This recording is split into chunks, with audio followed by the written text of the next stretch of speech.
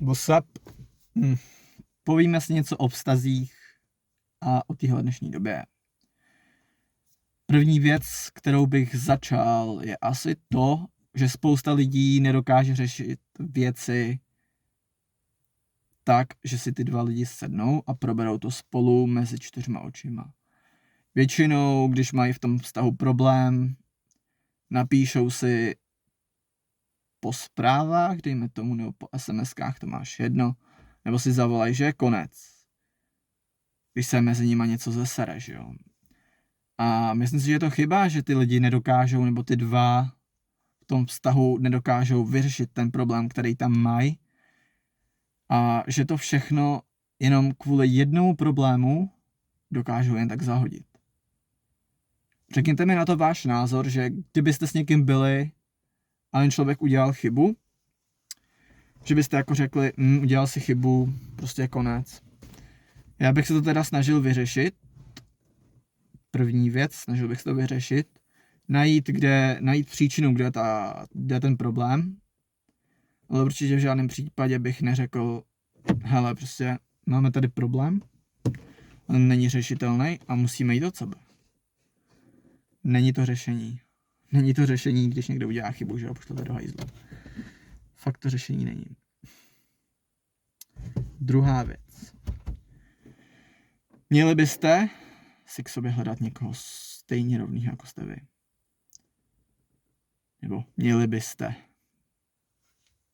Bude to nejlepší, že jo? Jelikož, když si najdete někoho, komu je 15 nebo 16 a vám je 18 až 19 a víc, nemám s tím dobrý zkušenosti a nevíde to mezi váma.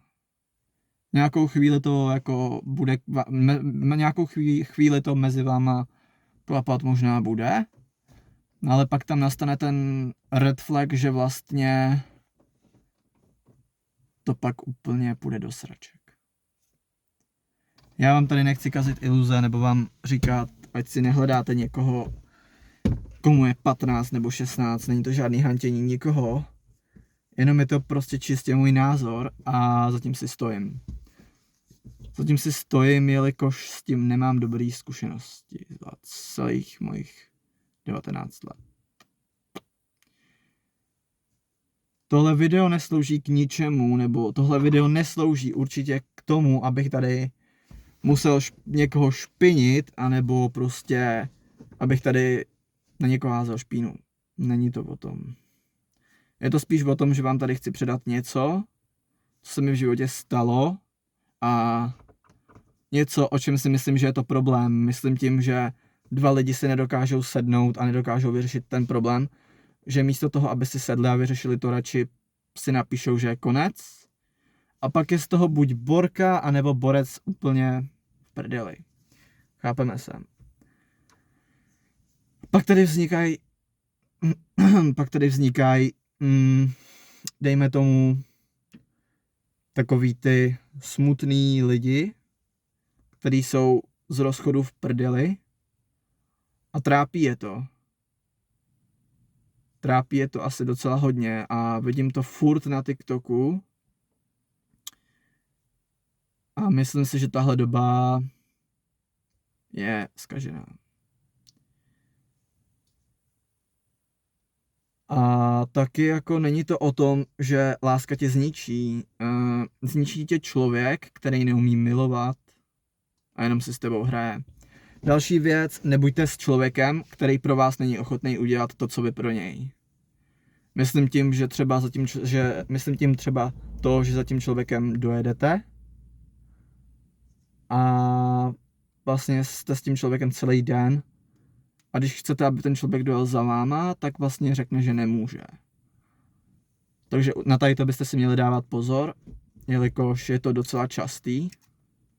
Já chápu, že by jako kluk měl jezdit za holkou, to je jako asi jasný, že jo. Ale vlastně i holka by měla jezdit za klukem, ne? Nemusí přece dělat ty první kroky vždycky jenom kluci. I holky by měly něco udělat pro to, aby se s tím klukem mohli vídat a vidět se s ním. No, je to prostě nevím, co k tomu říct, jako jo. Jsou to hodně složitý témata tohle. A dalo by se hodiny a hodiny diskutovat o tom a o tom. Já tady prostě čistě říkám jenom můj názor, za který můžete být na mě nasraný, ale nemusíte. Je to jenom na vás, ale prostě tohle je můj názor a s tím si stojím, jo. Prostě je to tak. No, co bych vám k tomu mohl ještě říct? Přemýšlím.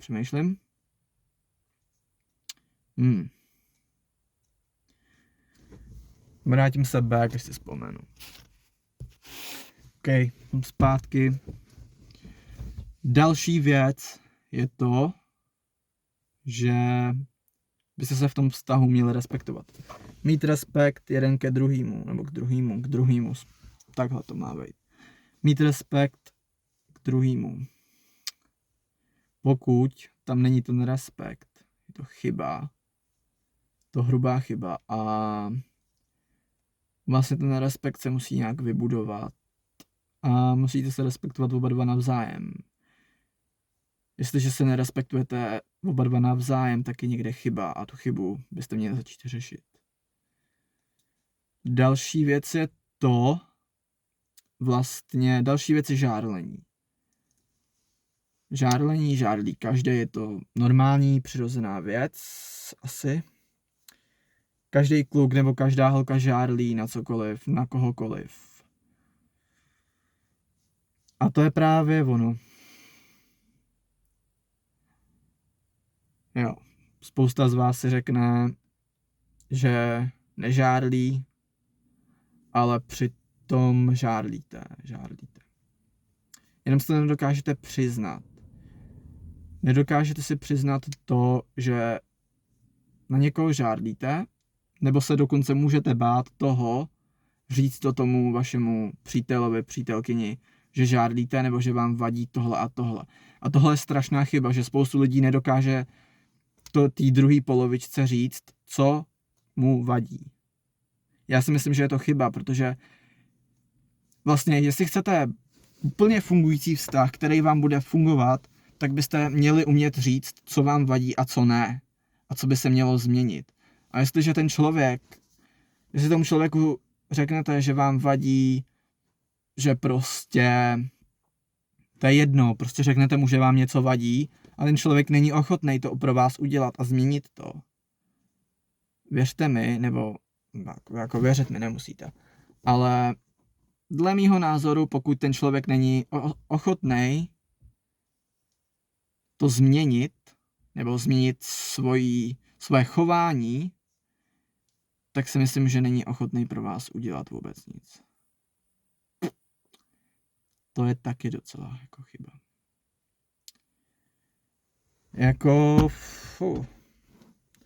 Je tady spoustu věcí, které by se daly probrat dopodrobna, jelikož je jich hodně, tak se to nedá probírat až úplně dopodrobna. Já prostě tlačí mě čas. Já jsem se prostě tady s váma chtěl podělit o ten můj názor, co si o tom myslím. A vlastně ten jsem vám řekl, nějaký rady ode mě víte, co dělat a co nedělat. A tím vám řeknu úplně tu nejvíc zásadní věc. Ať je to pro kluka nebo je to pro holku, je to všeobecně. Když se rozejdete s klukem, s holkou, neměli byste být dolízavý nebo dotěrný. Protože vlastně, jestliže se rozejdete a rozejdete se v pohodě, tak si nemyslím, že je dobrý, abyste se s tím člověkem dál bavili, když spolu už nejste. Je to jenom můj názor a myslím si, že vlastně neměli byste se bavit s tím člověkem, s kterým už nejste, jelikož vám to může připomínat tu dobu, kdy jste spolu byli a může vás to ničit ještě víc. Takže dle mýho názoru prostě, když už s tím člověkem nejste, odstřihnout úplně, zaměřit se jenom sám na sebe a začít na sobě pracovat, aby ten člověk věděl, o co přišel. protože spoustu lidí, když se rozejdou, jsou z toho v prdeli. Trápějí se, jsou smutný, brečej, sebepoškuzujou se a není to dobře. Není to dobře, protože vy, když jste zlomený nebo naštvaný a smutný, tak máte vztek. Máte v sobě nějaký vztek, který ze sebe potřebujete dostat. Ať je to vztek, ať je to smutek, je to úplně jedno. Měli byste to ze sebe dostat a jediná věc, jakou to ze sebe můžete dostat, nebo jedinou věcí, kterou to ze sebe můžete dostat, je to jít třeba do gymu, nebo dělat svoje koníčky a vlastně nějak ten vztek ze sebe dostat. Ale nic se nevyřeší tím, že budete sedět doma, budete sedět na zadku a budete z toho smutný a budete v prdeli. Tím se nic nevyřeší. Tím se nevyřeší to, že ten člověk, který se na vás vysral nebo vás poslal pryč, tím se nevyřeší to, že tím se nevyřeší to, že prostě, když budete v prdeli a budete brečet, nevyřeší se tím to, že ten člověk za váma přijde a řekne pojď, zkusíme to znova. Nevyřeší se to tím. Je to prostě jenom prostě na vás, jak s tím naložíte. S tím smutkem a s tím vším. Ale vlastně není dobrý, když jste z toho v prdeli brečíte doma a sebepoškozujete se, protože sebepoškozování je, dejme tomu, že někomu to pomáhá a někomu prostě ne. Nedělal bych to. Sebepoškozování není žádný řešení k tomu, aby se to všechno vyřešilo. Jediný řešení, který k tomu je jít do gymu, něco začít se sebou dělat a začít na sobě pracovat. To je jediný řešení, který já vidím. Prostě měli byste to řešit úplně jinak a ne, že se budete sebe poškozovat a dělat nějaký věci, které možná vám jsou příjemný, ale okolí příjemný nebudou. A vlastně je to na vás, je to na všech vidět, že jsou smutný.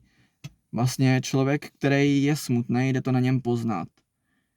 A když to už člověk na tom člověkovi pozná, že je smutný, měl by mu být nějak oporou a pomoct mu vyslechnout ho a prostě ten člověk mu říct, co se prostě stalo. Tímhle bych to ukončil. Pokračujeme v dalším díle. Čus.